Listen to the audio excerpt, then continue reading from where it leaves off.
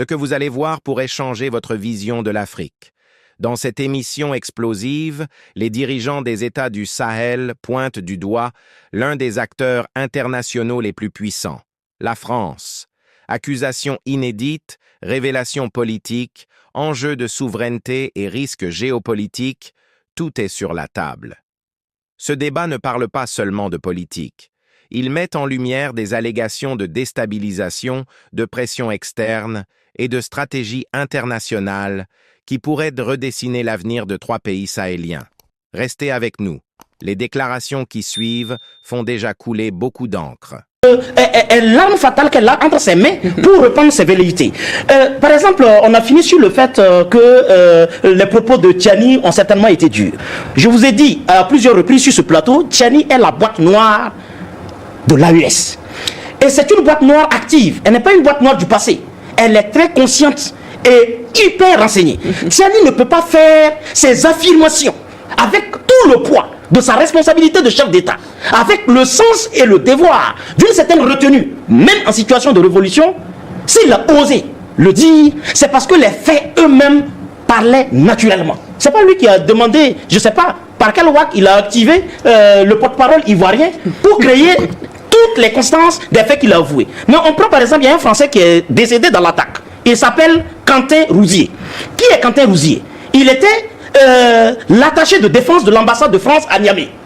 Quand on a viré l'ambassadeur et tout son sac, alors le colis Rouzier s'est retrouvé à Abidjan. Et c'est d'Abidjan que Rouzier et ses mercenaires ont embarqué. Régulièrement, après toutes les formalités policières, certainement que les agents de renseignement ivoiriens savent par quelle magie ils les ont insérés dans l'avion. Donc, Tiani ne peut pas frontalement oser lever le ton à ce niveau s'il n'a pas régulièrement le fait que Rouzier est un agent enregistré jusqu'à ce jour comme agent de la DGSE française, ayant agi sur le couvert d'attaché de défense à Niamey, à l'ambassade, donc il avait une certaine connaissance du terrain et du dispositif français présent là où ils ont attaqué. Donc il a une fine connaissance. Et ensuite il était à Abidjan et c'est d'Abidjan qu'ils ont attaqué. Madame, permettez-moi de citer brièvement le général Emmanuel Betts. Nommé le 25 août 2010 ambassadeur de la France au Burkina Faso, mais qui avant sa nomination était le chef de commandement de la force Licorne basée à Abidjan. La France sentant les 4 Gbagbo lui échapper et les soumis Gbagbo lui dicter ses lois, a décidé de ramener le général Emmanuel Betts à Ouagadougou comme le point focal de l'opération en préparation pour faire tomber Gbagbo. Mais le général Betts fera l'affaire en famille. Il fera venir le chef de commandement de la force qui va attaquer la base aérienne de Laurent Gbagbo, la force Licorne. Les agents qui ont opéré cela, d'abord sont reçus ici à Ouagadougou par Frédéric Betts, lui-même qui rejoint son grand frère ambassadeur, et les deux ont préparé cette opération à partir de Ouagadougou. C'est triste de le dire, mais c'est courageux, c'est un devoir pour nous de dire que ce pays a été sauvé in extremis d'un statut d'état voyou et d'état chaotique sous l'égide de M. Blaise Compaoré, aujourd'hui en exil dans sa belle famille.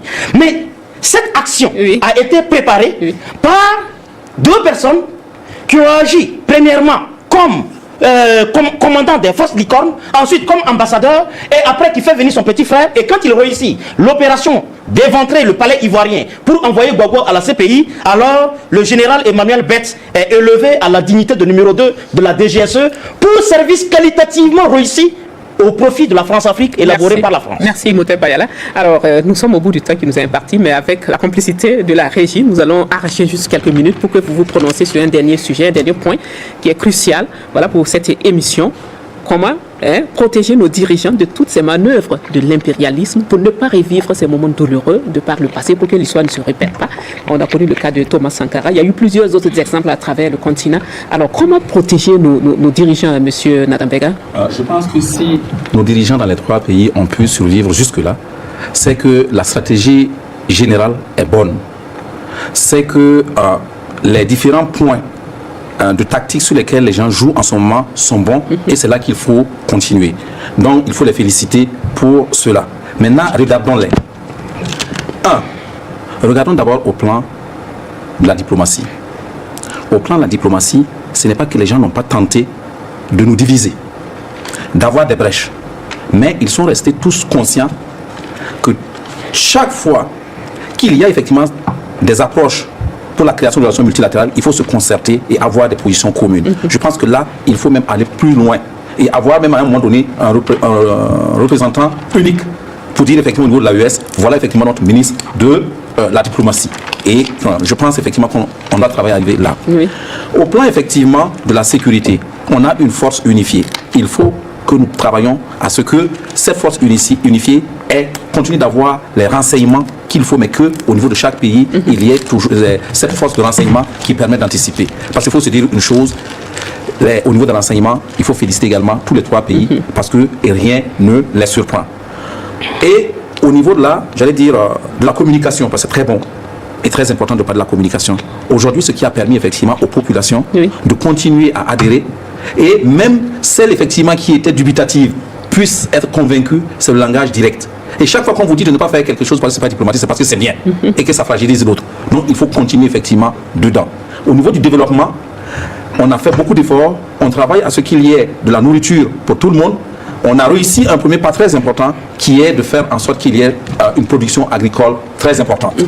Maintenant, la production agricole est très importante, comme je disais, mais pour le moment, il faut savoir que chaque fois qu'on a avancé dans le plan de développement à résoudre un problème, il y a un nouveau défi qui se passe, qui se pose. Et le défi majeur aujourd'hui, c'est de travailler à ce que les productions puissent quitter les zones de production pour atterrir effectivement dans toutes les zones de consommation. Ça va valoriser effectivement la production et ça va faire effectivement que les gens puissent avoir accès et travailler au niveau de l'accessibilité. Et au niveau de l'accessibilité, c'est que les gens aient les moyens d'acheter. Et ça pose le défi de la distribution de nos richesses. Et la distribution aujourd'hui, s'il y a une situation à faire, c'est de se dire de plus en plus, parce que nos opérateurs économiques ne sont pas encore arrivés de façon spontanée à accompagner dans le cadre de l'APEC, ça fait que l'État prend sur lui toutes les initiatives, la majeure partie des initiatives, tant au niveau de la construction des infrastructures qu'au niveau économique. En même temps, elle prend la responsabilité de faire en sorte qu'il y ait plus de citoyens qui ont un revenu. Donc, ce que je vais proposer à ce niveau, c'est que par exemple pour la route, l'autoroute qui est en train de se construire, qu'il y ait une haute intensité de main-d'œuvre qui appelle effectivement la majeure partie des jeunes avec la force de production, n'est-ce pas? Et au niveau, par exemple, économique, pour la consommation des produits, j'allais dire industriels, parce que nous mettons en place beaucoup d'industries, que l'on reconnaisse effectivement qu'il faut mettre nos économistes au travail pour qu'ils voient comment il peut y avoir une distribution qui permette aux ménages d'avoir un minimum de revenus pour consommer. Parce que s'il n'y a pas de consommation, ça pose également un problème. Et pour finir effectivement sur ce dernier point, c'est bien la haute intensité, mais c'est bien également de voir comment au niveau économique, dans les zones rurales, on travaille à ce qu'il y ait des initiatives génératrices d'occupation, même ponctuelles, temporaires pour le moment. Merci. Merci pour ces multiples propositions et les autres qui vont venir dans nos autres émissions. Merci beaucoup. Dr. Ouedraogo. Okay, pour moi, je crois que pour protéger nos dirigeants de l'AES contre les déstabilisations, contre le kidnapping qu'on vient de voir avec Maduro et autres, je crois qu'il faut travailler à l'éducation des masses, élever leur niveau de conscience politique, leur niveau d'engagement et d'adhésion à la RPP au Burkina Faso et aux différentes politiques de la construction de l'espace confédéral pour toute l'AES. Comme Sankara l'avait dit, il dit que quand le peuple se met debout, l'impérialisme tremble. Il a dit aussi qu'un peuple mobilisé effraie même les bombes atomiques. Et on l'a vu avec le Vietnam, où la mobilisation du peuple a fait échec au projet funeste des États-Unis et de la France. On l'a vu aussi récemment, même si ça vaut déjà 10 ans, avec la Turquie. Quand l'Occident a compris que la carte Erdogan était injouable, ils ont orchestré un coup d'État. Et cette nuit-là, l'armée même avait fini. Bon, certains rebelles avaient tenté même de prendre certaines positions stratégiques dans la capitale. Mais le peuple est sorti. Donc le peuple et ils ont fait parade. Les chars étaient déjà déployés. Et mobilisé. Mais le peuple s'est mobilisé et ils ont fait échec donc à ce projet funeste, ce qui a permis de maintenir Erdogan au pouvoir. Je crois que si nos peuples sont mobilisés, aujourd'hui, quand les États-Unis ou je ne sais quoi, la France ou autres voient qu'autour d'un pouvoir, il y a 10 personnes, 20 personnes qui sont engagées, ils n'ont pas peur. Mais quand ils sentent que il faut écraser 1000 personnes, 10 000 personnes avant de toucher tel leader. Vous allez voir qu'ils vont réfléchir par 2 fois avant de passer à l'acte. Donc, c'est l'émancipation des masses, faire des masses, des gens qui sont engagés, comme le doyen l'a dit, dans tout ce que nous faisons comme travail, mais aussi dans la protection physique. Donc, faire de ces masses-là comme un bouclier de la révolution et des politiques au sein de l'espace AES. Merci. Docteur Nebié? Je vais emboucher la même trompette pour dire que je pense que là également, à la suite de ce que Feu Thomas Sankara a dit, le président de la commission de l'AES, personne m'a basé lorsque la commission était dans ses tournées dans les différentes régions, a dit que le vrai bouclier pour les dirigeants, c'est le peuple. Mais quel peuple? Le peuple conscient, le peuple mature politiquement et idéologiquement. Et ça, c'est un travail structurel qui doit se faire. Docteur Yacine Ouedraogo l'a relevé tout à l'heure, en 1954, la France, accompagnée par les États-Unis dans le cadre de la guerre d'Indochine au Vietnam, a mangé la poussière, comme on le dit. Mais c'est avec l'implication de la population. En 1961, lorsque John Kennedy, à travers la baie des cochons, a voulu déloger Fidel Castro au pouvoir, ils ont mangé la poussière encore. Pourquoi? Parce que la population a compris et que la population s'est mobilisée. Et en 2006, il était établi que la CIA a tenté 634 tentatives d'assassinat de Fidel Castro. Ils n'y ont pas parvenu. Mais comme on l'a dit, ce sont des mauvais élèves. Et à chaque fois, ils vont revenir. Mais il appartient aux populations de comprendre. Quand vous prenez le cas de Kadhafi qui arrive au pouvoir en 1969, qui a instauré la révolution, la Jamaria, jusqu'en 1986, les États-Unis ont bombardé la résidence de Kadhafi où ils ont tué ses enfants. Mais la révolution s'est poursuivie jusqu'à ce qu'en 2011, on ait la peau de Kadhafi. C'est pour dire que c'est une lutte de longue haleine, comme une des conférences que nous avons données. Oui. La lutte contre l'impérialisme est une lutte de longue haleine, mais c'est une lutte qui a besoin que les populations comprennent. Mais pour qu'elles comprennent et qu'elles s'engagent, il faut que son niveau de conscience politique et idéologique soit relevé à travers des formations. Donc, mais il faut aussi surtout ne pas travailler à scléroser la base, c'est-à-dire les masses. Et là, je vais terminer là-dessus. Ça semble un coup de chevet dans la soupe. J'ai vu au niveau du marché de Bonsiare ici, juste à côté, où on déloge des gens de ce marché-là.